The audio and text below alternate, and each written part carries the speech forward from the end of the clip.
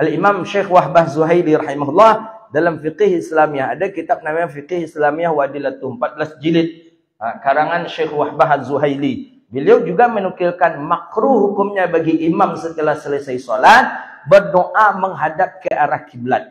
Jadi bagusnya bagaimana? Sesuai dengan hadis Sahih Muslim, sesuai dengan hadis Sunan Tirmizi, antaj'alal ma'muma ala yaminihi, bahwa si imam menjadikan makmum sebelah kanannya, wal qiblata ala yasarihi, dan kiblat di sebelah kirinya, illa fi masjid Nabi, kecuali di masjid Nabi. Seperti itu tak dibolehkan.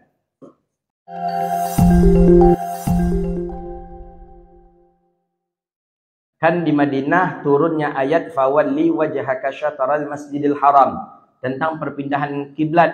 Dulu Nabi menghadap salat ke arah Masjidil Aqsa. Mana Masjidil Aqsa? Di Palestina.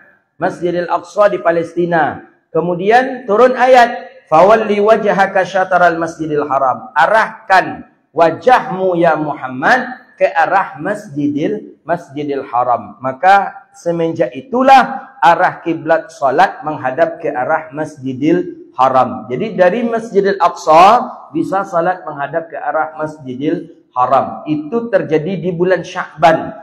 Terjadi di bulan Sya'ban, saksi hidupnya adalah Sa'ad bin Abi Waqqas. Berapa nikmatnya para sahabat. Awalnya salat ke sana, kemudian kata Nabi, kita diperintahkan Allah, baru saja Jibril turun, kita diperintahkan Allah untuk menghadap salat ke arah sana.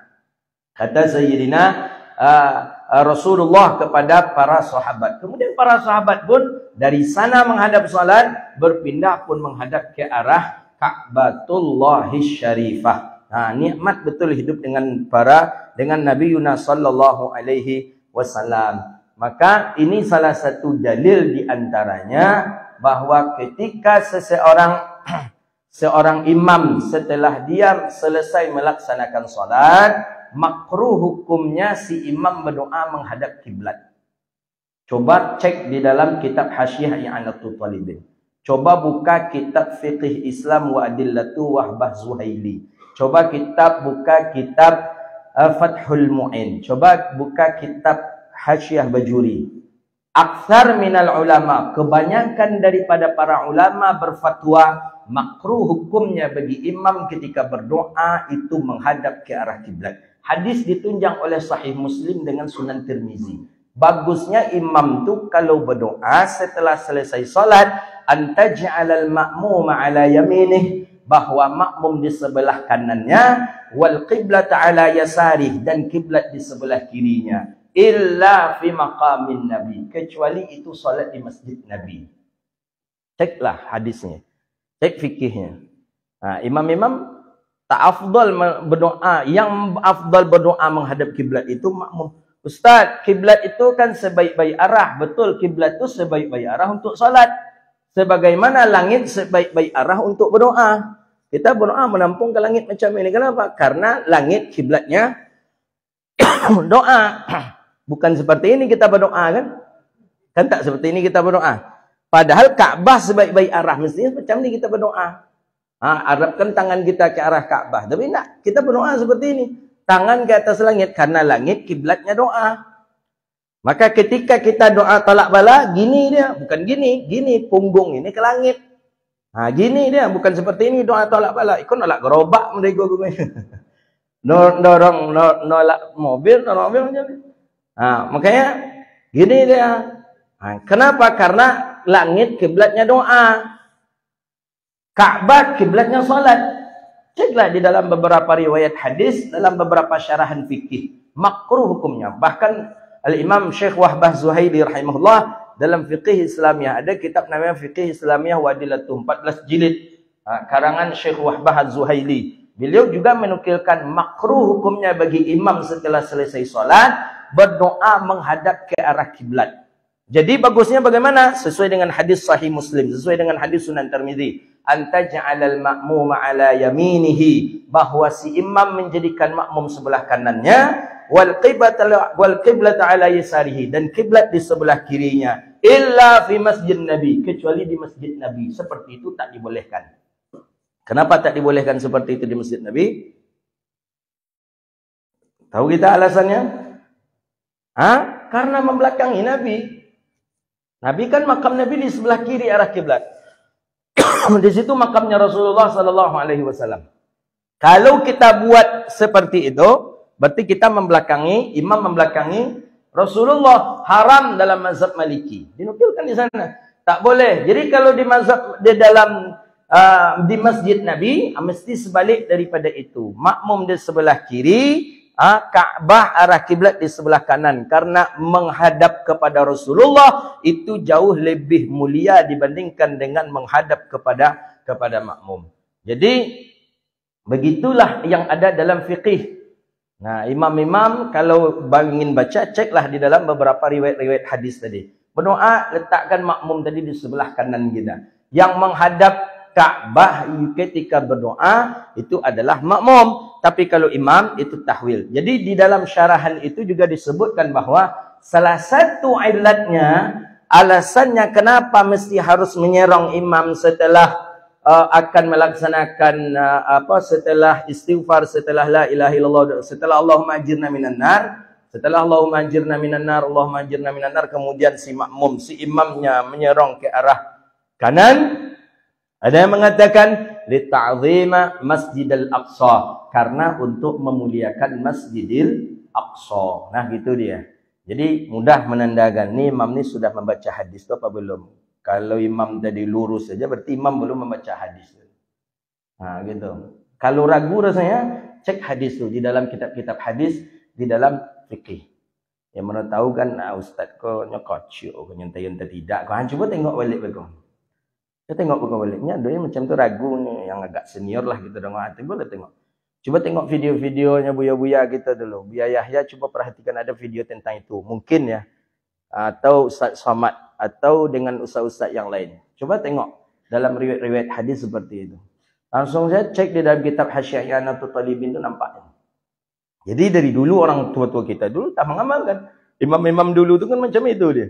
Habis itu tahwilnya. Tahwil, dia serongkan sedikit badannya. Tidak lagi menghadap ke arah kiblat. Nah, begitu dia. Jadi ya semuanya itu ada sebabnya, ada sebab. Kenapa memakruhkan? Ya mungkin pertama kali tidak langsung menghadap kepada makmum. Ya, ada sebagian memang dalam kitab Irsyadul Ibad juga disebutkan setelah membaca Allahumma a'inna ala dzikrika wa syukrika wa husna ibadatik, itu barulah kita berpindah. Ada yang mengatakan berpaling saja sedikit ke kanan, ada yang mengatakan langsung ittijahum bil makmum, langsung menghadap ke arah makmum. Inilah yang dipakai oleh sebagian daripada ahbab jemaah tabligh. Jadi menghadap ke arah makmum. Ini juga ada kesunahannya. Tapi tidak langsung mubasyarah setelah selesai salam. Tak. Zikir dulu, istighfar dulu, baca la ilaha illallah wa la syarikalah lahul mulku wa lahul hamdu yuhyi wa yumiitu wa ala kulli syai'in qadir. Allahumma ajirna minan nar.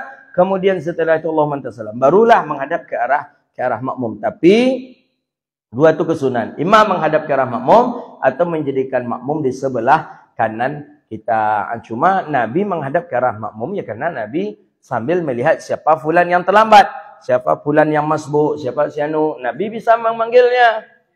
Ketika ada yang masbuk, Nabi panggil, fulan kenapa? Ada apa fulan? Kenapa engkau masbuk? Aku tadi ya Rasulullah, ya seperti hadis Sayyidina siapa? Yang ketika dia masbuk, dia terlambat disebabkan karena mengumpulkan daripada kurma yang jatuh ke halaman rumahnya karena dia bertetangga dengan orang munafik. Abu Dujanah, dia terlambat. Nabi bertanya kenapa? Dia cepat-cepat pulang tu. Sudah terlambat, cepat pula balik pulang.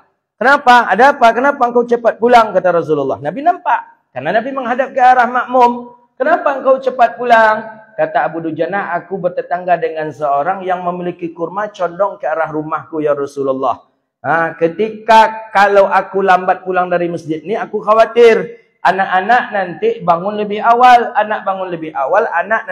Anak-anakku mengambil, memungut kurma yang jatuh di halaman rumahku. Padahal itu bukan kurma aku, kurma tetanggaku yang condong. Maka aku pulang cepat ini ya Rasulullah. Aku kumpulkan kurma-kurma itu, kemudian aku masukkan ke dalam goni dan aku antar lagi kepada tetanggaku ya Rasulullah. Itulah yang menyebabkan aku cepat pulang ya Rasulullah. Awalnya Nabi marah.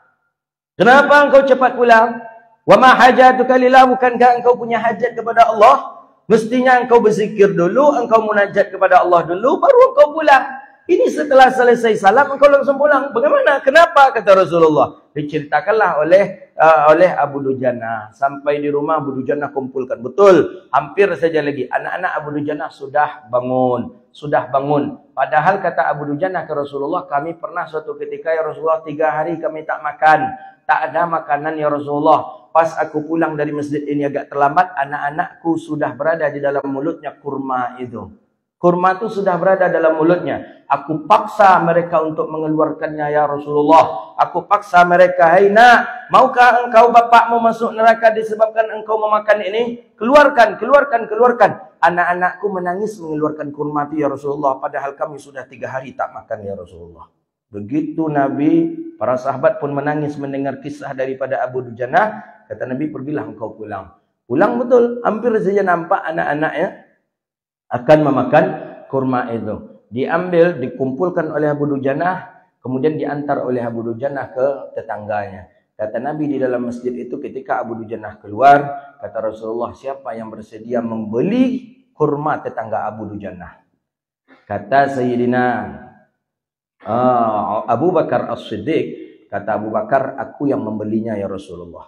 Beli kurma itu, hadiahkan untuk Abu Dujana. Baik. Datanglah para sahabat. Sayyidina Umar yang datang mengeksekusi. Umar, Madinah. Umar bagak. Kata Umar, ketika itu dia masih ditutupnya oleh tetangganya dengan apa? Sudah ada transaksi jual beli dengan Abu Bakar. Kata Abu Bakar, ambil oleh engkau 10 pohon kurmaku. Kurma Abu Bakar terkenal, Rauha namanya. Di daerah Rauha itu punyanya Abu Bakar, bagus sekali kurmanya. Ambil 10 pohon kurma aku di Rauha, ganti dengan 1 pohon kurma ini. Setuju dia? Oh, setujulah. 10 kurma Abu Bakar itu kualitasnya Masya Allah luar biasa. Ini 1 kurma banding dengan yang 10 kurma yang ada di rumah di dekat Rauha. Mau tetangga Abu Dujana tadi. Tapi dibungkuslah oleh tetangga ini di atas itu, dikasihnya goni. Jadi kalaupun kencang angin, jatuh kurma tadi ke dalam goni. Angin kencang jatuh ke dalam goni. Goni tadi diambil oleh tetangganya tadi. Memang cerdik dia. Ya cerdik buruk lah gitu dia. Jadi satu ketika ya aman saja. Abu Dujana pun terlambat pulang dari masjid, tak apa-apa lagi. Tapi kan itu sudah punya Abu Dujana. Jadi kata Abu Bakar, sudah engkau nikmati kurma itu? Kata Abu Dujana, aku bagaimana menikmatinya sedangkan buahnya itu tak ada jatuh lagi. Kenapa tak ada jatuh lagi? Kata Abu Bakar kepada Abu Dujana. Kata Abu Dujana, si sahibnya memasang goni di atas tu. Ketika hujan, ketika angin kencang, dia tidak jatuh lagi. Berarti tidak dia berikan kepada engkau? Tidak. Kemudian datanglah Abu Bakar ke Rasulullah mengadu. Kemudian kata Nabi, besok itu tuh punya Abu Dujana. Besoknya Abu Dujana keluar daripada rumahnya di subuh hari. Abu Dujana melihat pohon kurma itu sudah berada di hadapan rumahnya. Pindah surang aja pohon kurma itu ke halaman rumahnya Abu Dujana. Nah, itu kisahnya itu.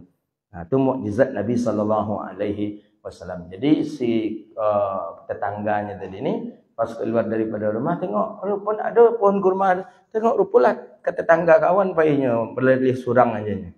Nah, itu daripada mukjizat Rasulullah SAW.